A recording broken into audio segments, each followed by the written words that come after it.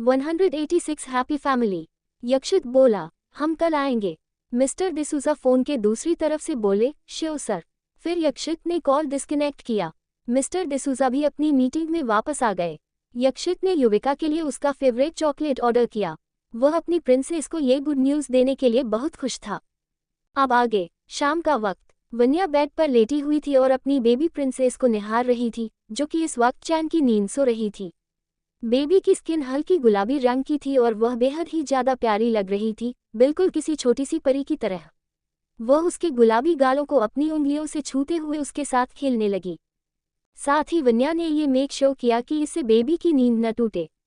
वह baby princess के साथ खेल ही रही थी कि तभी उसका बड़ा भाई फुदकते हुए उनके रूम में आया। आते आते वेद जोर से चिल्लाते हुए बोला, मम्मा। वन्या ने वेद की तरफ देखते हुए अपनी एक उंगली होंठों पर रखकर शशिश कहा।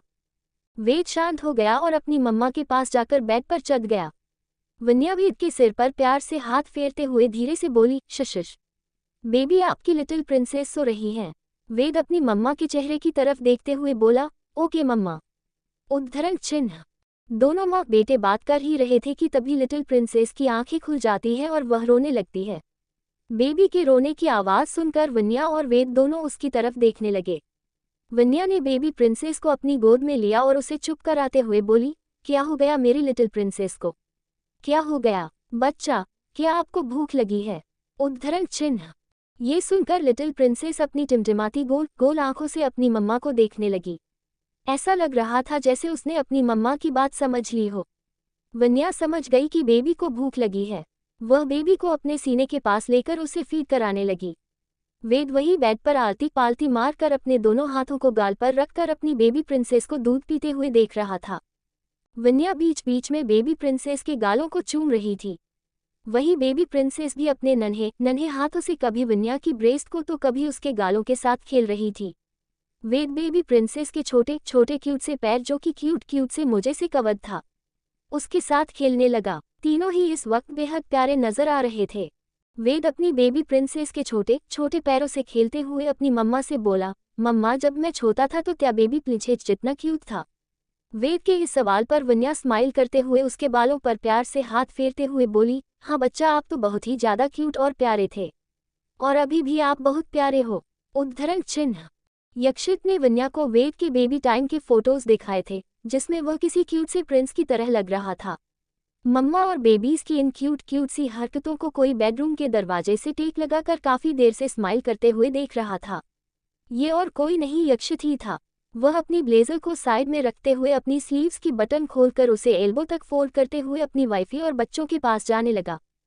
वेद तो अपने डैडी की तरफ देखकर उनकी तरफ दौड़ने को हुआ, पर उससे पहले ही यक्षित ने उसे अपनी गोद में उठा लिया।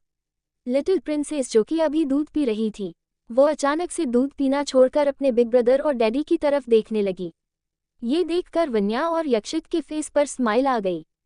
यक्षित वेद को उसकी मम्मा के पास बिठाकर बेबी प्रिंसेस की तरफ देखते हुए बोला, बच्चा, क्या आपको भी अपने डैडी की गोद में आना है? लिटिल प्रिंसेस यक्षित की तरफ ही देख रही थी। ऐसा लग रहा था जैसे वह उनकी बातें समझ रही हो। ये देखकर यक्षित स्माइल करते हुए बोला, डैडी अभी फ्रेश होकर आते हैं, फिर अपनी प्रिंसेस को गोद में लेंगे, ओके। उद्धरण चिन्ह। यक्षित ने इतना ही कहा कि बेबी के चेहरे पर एक प्यारी सी स्माइल आ गई। यक्षित और वन्या की बेबी गर्ल थी ही इतनी प्यारी कि बिल्कुल किसी छोटी सी परी की तरह लगती थी, जो सीधे हेवन से आई हो और स्माइल करती थी तो यक्षित और वन्या की दुनिया तो उसकी स्माइल में ही ठहर जाती थी। दोनों की जान अपने दोनों नन्हे नन्हे शैतानों में बसती थी। यक्षित फ्रेश होने वॉशरूम में चला गया। थोड़ी देर बाद वह वापस आ गया। उसने सिंपल लोवर और टी शर्ट पहना हुआ था, जिसमें वह हमेशा की तरह बहुत हैंडसम लग रहा था। वेद अपने डैडी की तरफ देखते हुए बोला, डैडी आज आप बहुत हैंडसम लग रहे हो। उद्धरण चिन्ह। यक्षित समझ गया कि वेद तारीफ कर रहा है, मतलब वो वाकई में बहुत हैंडसम लग रहा होगा, क्योंकि उसके नन्हे से हैंडसम बेटे के स्टैंडर्ड काफी हाई थे। वह अक्सर अपने डैडी की तारीफ नहीं करता था, पर हाँ, वह अपनी माँ का लाडला था और अपनी माँ से बहुत ज्यादा प्यार करता था। वन्या उसे हर रूप में बहुत सुंदर और प्यारी लगती थी। वह अपने डैडी से भी बहुत प्यार करता था, पर कहते हैं ना कि बेटा माँ का लाडला होता है और बेटी पापा की प्रिंसेस होती है। इनके केस में भी बिल्कुल ऐसा ही था। अब तो यक्षित की विश भी पूरी हो चुकी थी। वह हमेशा से यही चाहता था कि उसकी एक प्यारी सी बेटी हो। यक्षित वेद को अपनी गोद में लेते हुए उसके गालों को प्यार से चूमते हुए बोला, थैंक यू माई चाइल्ड। आप तो डैडी से भी ज्यादा हैंडसम हो। ये सुनकर वेद के छोटे से चेहरे पर एक प्यारी सी स्माइल आ गई, जो कि बेहद ही दिलकश थी। यक्षित और वन्या के दोनों बच्चे ही हद से ज्यादा क्यूट और प्यारे थे। लिटिल प्रिंसेस अभी भी अपने डैडी की तरफ देख रही थी। ऐसा लग रहा था जैसे वह उनकी गोद में जाना चाहती हो। यक्षित स्माइल करते हुए अपनी बेटी को अपनी गोद में ले लेता है। वह अपनी छोटी सी प्रिंसेस के साथ खेलने लगा। वेद अपनी मम्मा की गोद में जाकर बैठ गया। दोनों यक्षित को बेबी के साथ खेलते हुए देखकर स्माइल कर रहे थे, क्योंकि इस वक्त यक्षित अपनी लिटिल प्रिंसेस के साथ बिल्कुल बच्चा बन गया था। बेबी प्रिंसेस भी स्माइल करते हुए बार बार अपने डैडी के गालों और उनके पूरे चेहरे के साथ खेल रही थी। वह उसे बार बार छू रही थी। यक्षित उसके रुई से मुलायम हाथों को बार बार चूम रहा था। यक्षित की सारी विश अब पूरी हो चुकी थी। लिटिल प्रिंसेस के साथ उसके खूबसूरत परिवार का सपना अब पूरा हो चुका था।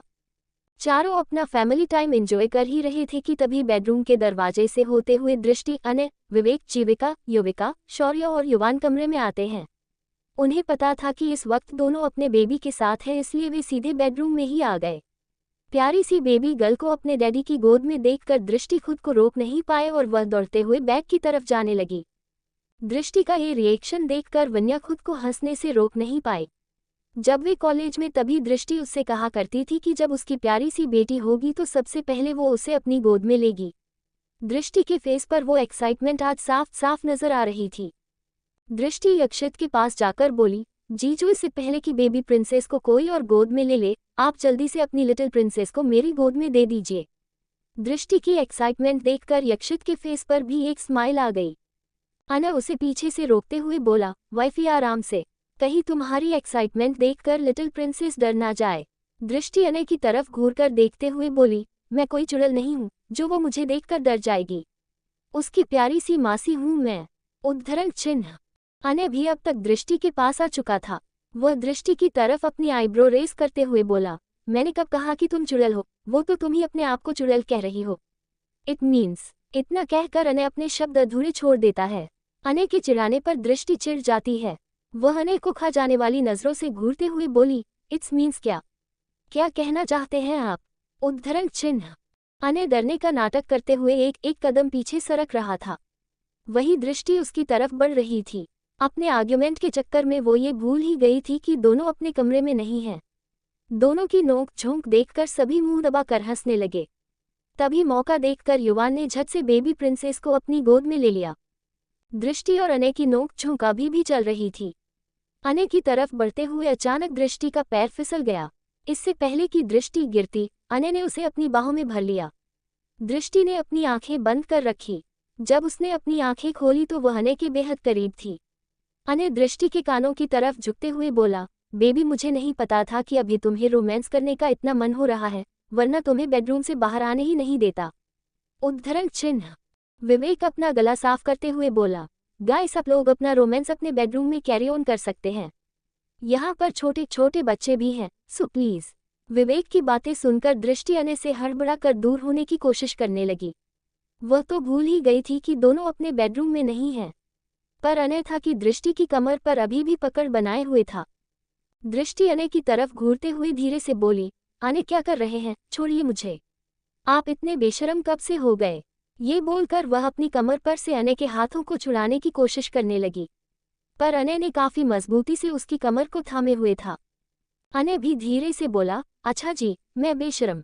अभी थोड़ी देर पहले तुम क्या कर रही थी? तुम ही तो मेरे करीब आने के लिए बेताब हो रही थी।